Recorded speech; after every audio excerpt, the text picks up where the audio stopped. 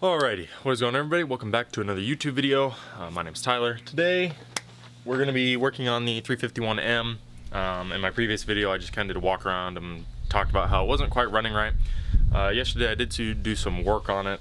We're just going to kind of jump right into this video. These videos are going to be kind of a vlog style how-to, but they're more of a vlog style. Just me filming what I'm doing. I don't want to make them like strictly either or, because I do kind of like being able to talk to the camera and have the freedom of doing that.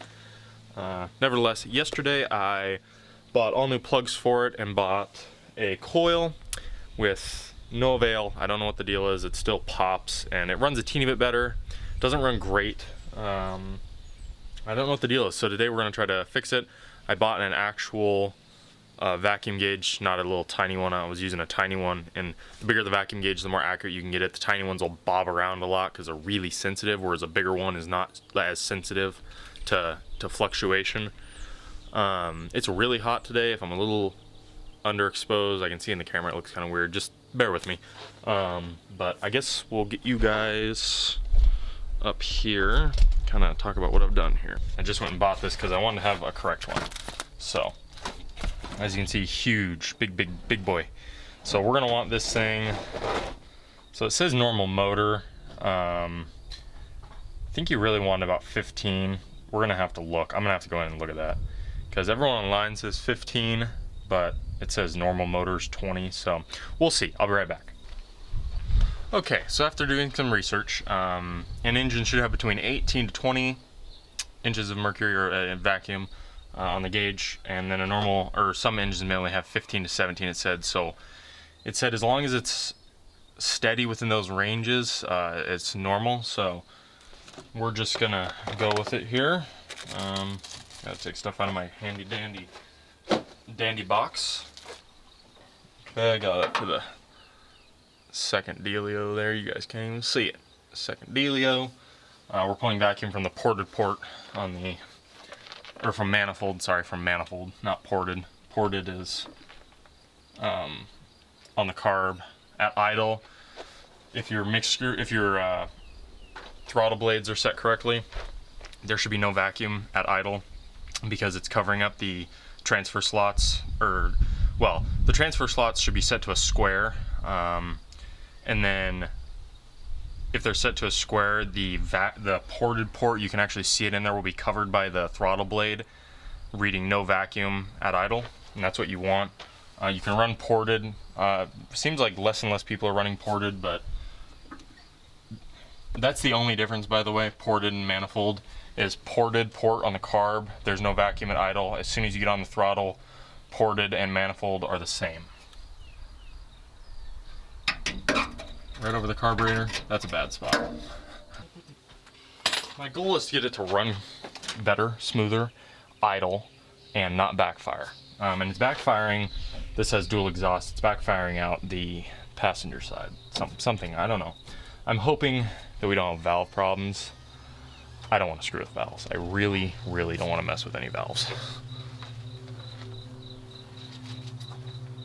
But I may get the pleasure of doing that anyways. What did I do with the keys? There. So I'm gonna start it and see how she acts. Everything's out of the road. Nothing can get sucked in. Choke. It's gonna be running on choke. Oh, also I forgot the other day when I was doing this, I didn't realize it, and I had a giant vacuum leak, I believe, so.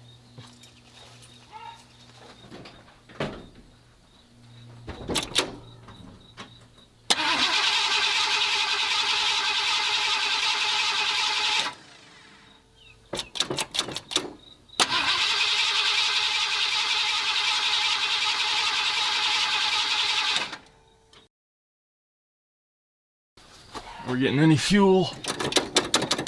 No fuel yet. I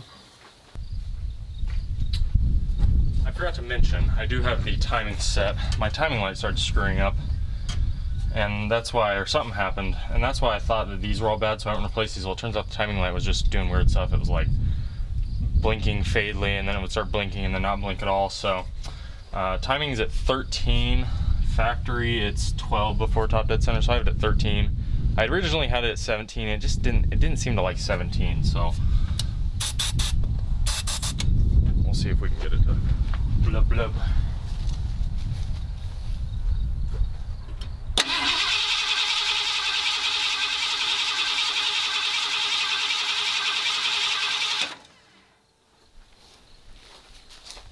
And this stuff must be junk. It didn't do anything.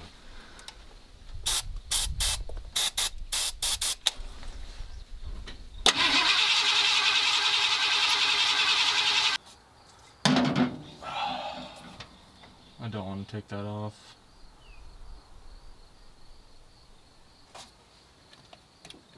Man, she dry as a bone, coach.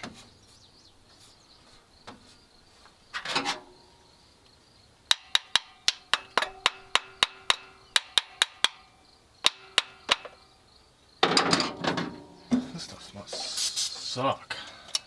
Let me get around you guys. Let me try it one more time. Ugh. Oh my goodness. This is driving me insane. Pump. Pump with fuel. You're supposed to be a diaphragm pump. Come on, coach. Diaphragm pumps are supposed to be self-priming, I believe. If I'm saying that correctly. There's no fuel. I don't know how you can tell there's no fuel. This is the... Let me get my stuff mixed up. This is called the, it's super bright. Hello. This is the, not the power valve. Power valve's under here. This thing acts when you get on the throttle. This thing brings more fuel into the engine. Because if you didn't have this, there wouldn't be enough fuel when you get on it really hard. But nevertheless, the way you can tell when there's no fuel, or this thing's blown out, is it just pumps back and forth. When it's got fuel, you can actually hear it going like, and it'll be slow. So it will run more than 0 seconds.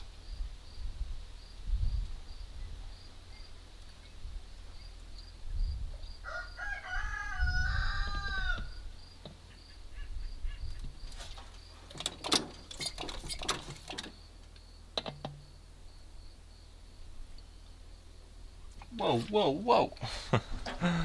Gotta love fuel.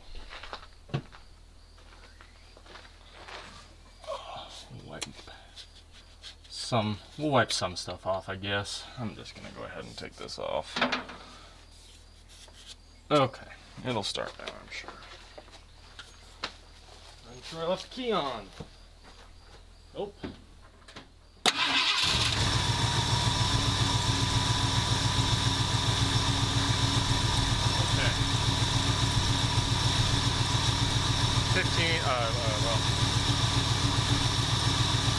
16 inches of vacuum.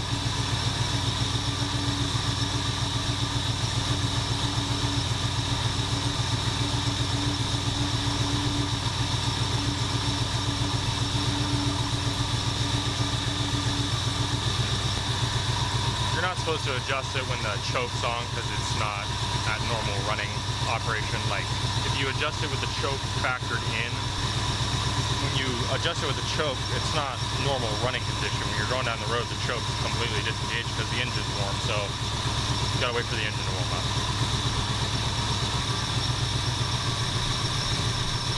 You'll be able to watch that flap open as the engine heats up.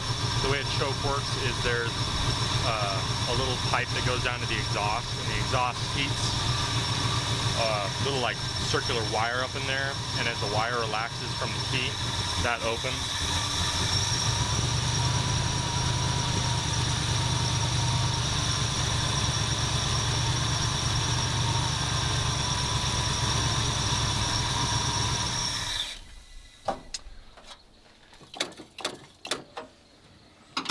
Don't know why it died. Try it again.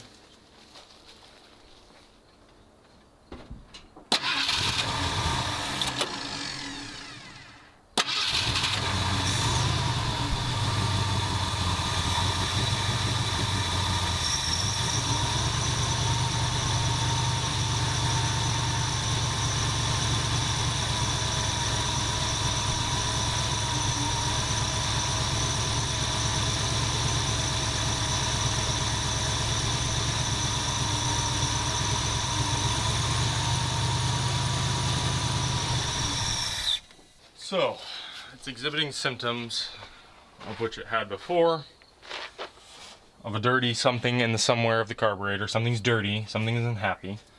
Maybe. I don't know. I don't know. I know it don't want to idle. So, we got it at 2 turns out, which is weird.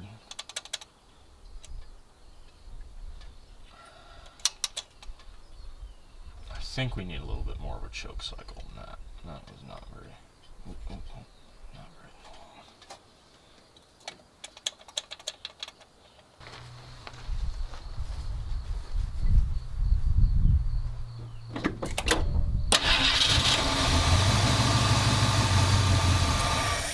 Did not want to run, Coach.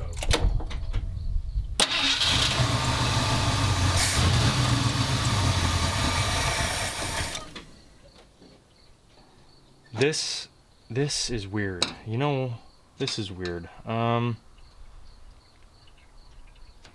wonder if the idle circuit's clogged again in that carb somehow.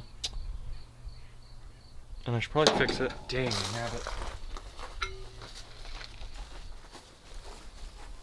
Okay, well, looks like we're taking the long route. I'm not gonna screw around. I'm gonna do this right.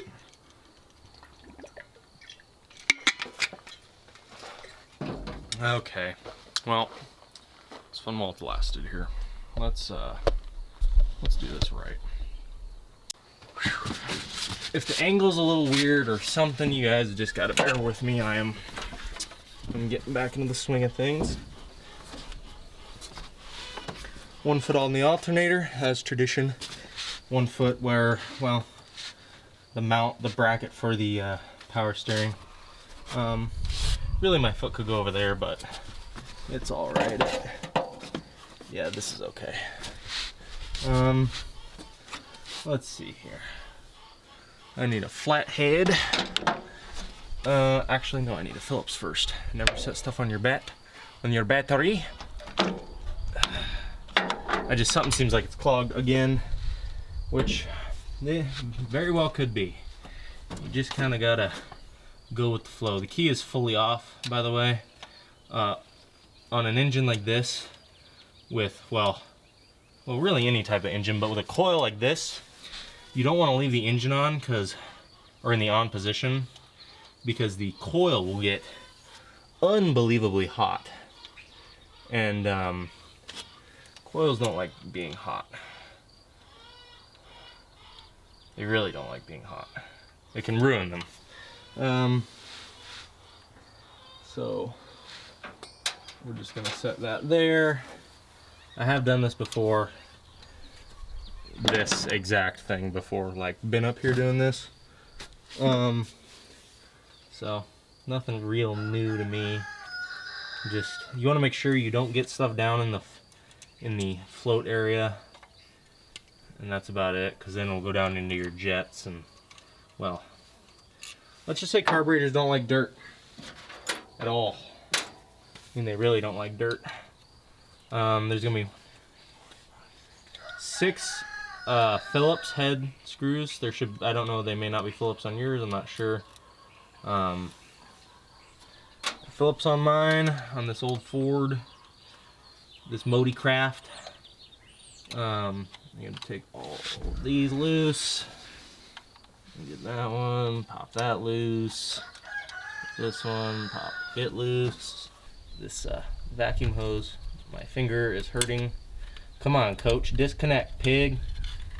Oh, you're stupid. I'll just take the thing out then. Come on, come on, come on. Stay down there, gasket. You want to rotate it sideways and out. The entire thing will come out. I need the big boy screwdriver. Where is it at? Joyous, joyous time. Y'all can see what I'm doing. Yep. This is where your gas and your float sits. There's a float in here. The float preset, I think, is 3/16. You want to double check that. Just double check. The way you measure it is from the tip of the float, the furthest away. And people are always like, oh, don't reuse gaskets. I would like to remind everybody that if I didn't reuse gaskets, I would be in the price to buy a new carburetor. So which I don't want to do. I don't want to buy a new carb. So in here you're gonna have a needle and ball. The needle and ball goes in this guy here with a gasket. I'm gonna set that aside there. Gonna leave our needle and ball alone. I believe it should stay down in there. Well, the needle, we'll take that out. The ball can stay, because unless the truck flips upside down, there's your little needle dude. And here's the thing that got clogged last time. These Venturi pickups down here were clogged.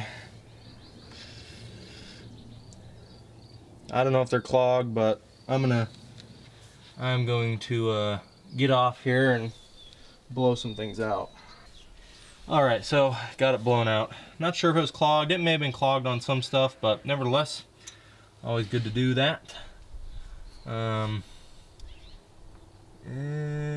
Everything looks pretty normal in here. Let me. Everything looks pretty. Oh yeah, everything looks normal. Everything looks fine. The ball's still in there. Don't ramp on this throttle with that off. That ball will come flying out of there. You want to be very careful when you do that. Definitely don't want to shoot that ball out down into the motard. Let's set everything back down in there. Make sure your doodad's clean here, and the doodad and the doodad and do. Drop that little dude down in there. Grab this guy. Examine. Clear. You're gonna have to fiddle with this to get it to, there we go. Don't cross thread it. Send it on down. You want to make sure everything's pretty tight, not too tight, just right. Just right tight. Just like that. I'm gonna take this, feed it in, like so. Lift up on it. Drop your little breather dude right here, down into the hole, into the float chamber. Now you don't want to tighten this stuff super gnarly all at once, because it's aluminum, and aluminum likes to warp. So just be gentle with it. Come on, come on, come on, come on. Where's the slot, dang it? I'm actually leaning on the hood. For an older person, you probably couldn't do this. A younger guy like me, it's not too bad. I'm using fuel hose for this vacuum thingy, this PCV. Fuel hose is pretty thick. I think it actually might double as vacuum hose. I can't remember if it says it can on there or not. I know that's loosey-goosey. That's for sure. We'll just rotate that off. Yeah, that's like hard as a rock. Matter of fact, I think that's fuel hose as well. Come on. My hair's in the road. I can't see. That's a lot of oil on that thing. What did I do? Oh, I forgot to put this on. Not that this thing really matters. I partially don't know what it's for. But hey, it's there. It was there. It's going on.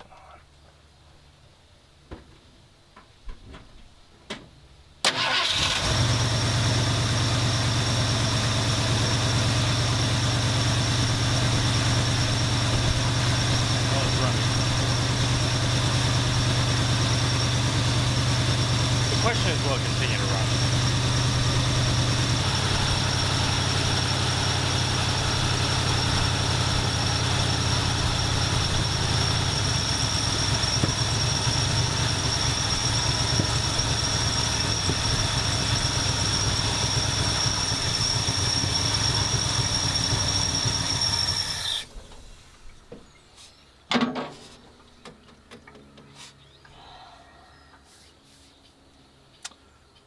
Oh, I just don't know anymore. I just don't know. Well, you know what? I know the right thing to do. As much as I don't want to do it, needs to be done. First thing I'm going to do is unhook all the vacuum stuff. I'm going to plug it all. So, we're going to try that. I'll be right back. Alrighty, everybody, we're going to try it again. I blocked off a couple vacuum leads. I literally took a ton of vacuum stuff off, and I'm going to leave it off. So, but nevertheless, let's see if this thing runs any different.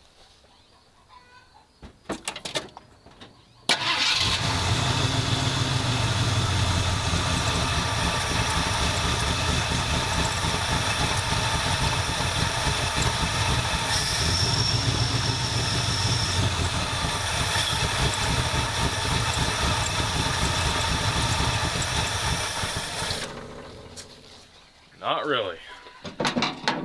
Not really. Alrighty, everybody. I'm just gonna take these valve covers off. I'm at my wit's end. I don't know what else to look for. I don't know what else to do. The cap and rotor are fine. So, next up is this unit. Hija. Should probably throw gloves on because it's extremely hot. And I would prefer not to get burned. Okay, now that that's all out of the road, this can come off. Well, there's oil. That's good. Stinky. Very stinky. Okay.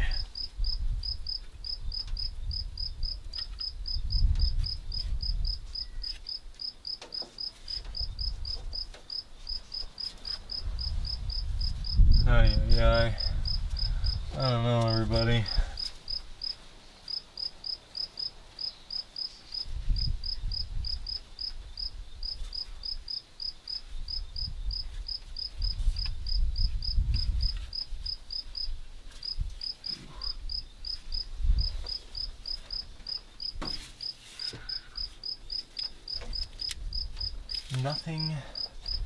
Nothing is awry here. They all got oil on them, which is good. It means oil is getting pumped. I don't see any abnormal or bent push rods. I'm gonna go get a flashlight just to make extra sure. I'll be right back. Everything looks good on this side. It all looks fine. I guess I'll give you guys a close up here and let you see what goodies look like. Oh, I also need to check and make sure everything's broken, like springs. Come on. Man alive. I'm struggling this video. This truck's getting me. It's finally getting to me. So, rockers, push rods, dirty engine. I got another change of oil coming soon for this engine. I'm gonna need to look and see what's going on with this darn thing.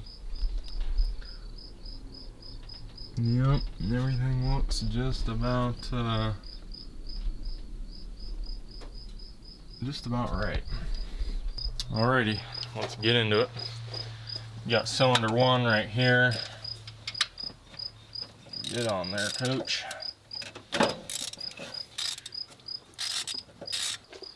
I wonder, and I wouldn't want to make spark either. Those are brand new. Okay. Dry.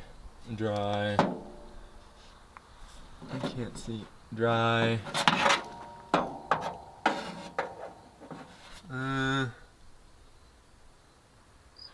Looks dry. They all look dry.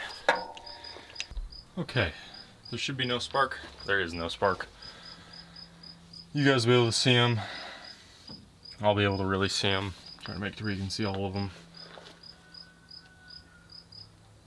Can you guys see all of them from right there? Yeah, you can see most of them.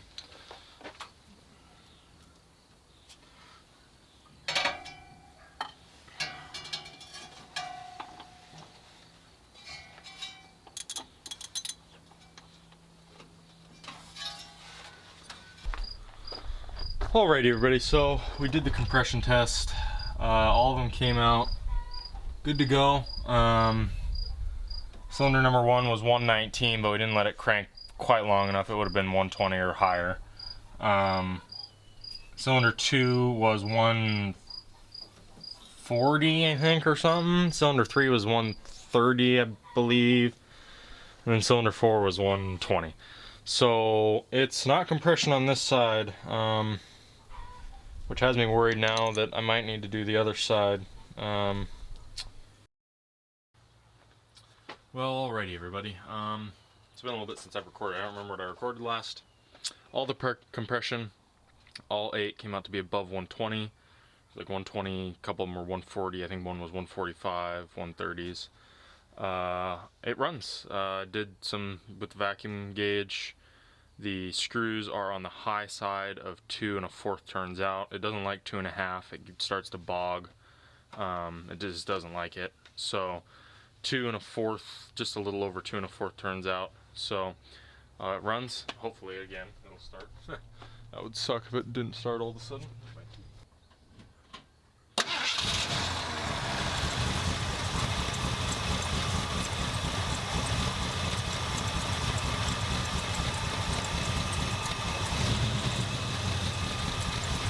Idling a little low, but it's not too bad.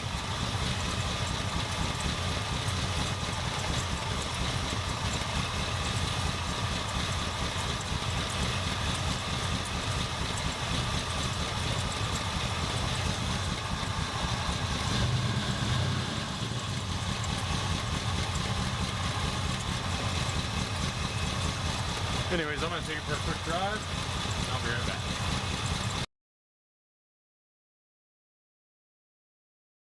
Well everybody, there you have it. I got it running.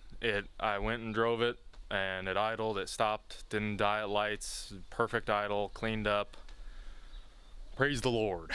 I am beyond happy that it's running. It does have, I think, a little bit of an oil leak from me taking the passenger side valve cover off, but hey, you know what?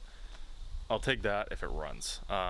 Stops, everything works good. So from sitting out back since 2011 to running, driving, everything working before me now. There's a lot of work. I'm tired, very tired. We can open it up. It does idle in gear, so with an automatic it's different than a manual. When you come to a stoplight in an automatic, it remains in gear. A manual, take it out so the engine's not under load. Automatic, the engine's constantly under load, so when you do that, you want to make sure that your engine will idle at stoplights and stuff and not die. And if it is dying, that's because it's too low in the RPM range, most likely, or something's off, and it'll constantly die at stoplights, or at any stop for that matter. So before you take something out and drive it like this, any really automatic, if you've been working on it a lot, get in there, put it in gear with your foot on the brake, and if it bogs and dies, change some stuff up. If it doesn't bog and die, good to go. But we'll pop the hood here. Everything looks good. So I can hear it leaking out of that. That's the least of my worries. Everything's good to go though. It's pretty cold. The fresh air deal's working. There was smoke coming from back there, but it looks like it's pretty good to go. I never even bothered to check that all of our spark plug wires were away from, which looks like they are, which is nice. But yeah, everything looks good. Hope you guys enjoyed the video. Hope it was helpful. Hope it was entertaining. If you're an old guy, well, and you think I did something wrong, that's okay. But hey, you live and you learn. So other than that, hope you guys enjoyed this video. If you did enjoy the video, consider dropping a like. I know it's kind of weird to ask that. It feels weird asking you to drop a like, but hey, it helps me out like more than you could imagine, and it helps more people come to me or come to my channel, you know, and basically the algorithm likes it. And if you really like it, consider subscribing. Maybe share it, send it to somebody who you think might enjoy it. I don't know, but other than that, hope the Lord watches over you, guides you, keeps you in this crazy world. My name's Tyler. God bless. Catch you guys in the next one. Peace out.